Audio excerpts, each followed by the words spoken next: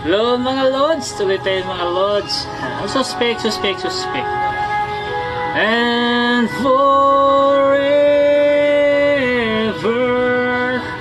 it will be you and me. Yeah, girl, you are to me. Ayos yung boses niya, Lods ah. Pwede ka na mag-boxing. Ay, grabe ka. Nag-practice lang tayo. Tapos pwede na mag-boxing. Okay, dalawang kaibigan ulit. Nagpintuhan. Lods, pag alam ko na yung bahay mo, lagi na ako magdadala ng masarap na pagkain. Iingatan ko talaga yung mga pagkain na yan.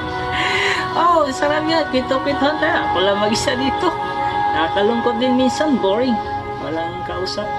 Kaya nito ka, masaya ako. Lagi tayong makausap. At mag-usap tayo sa mga bagay-bagay na yung mga nakaraan natin na hindi makalimutan. So yun lang.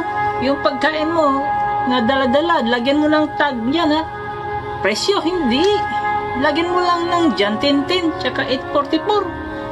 Para pag nabasa nila sa Bible, matakot na sila magnakaw kasi may nakatingin pala dyan sa pagkain na yan. Thumbs up!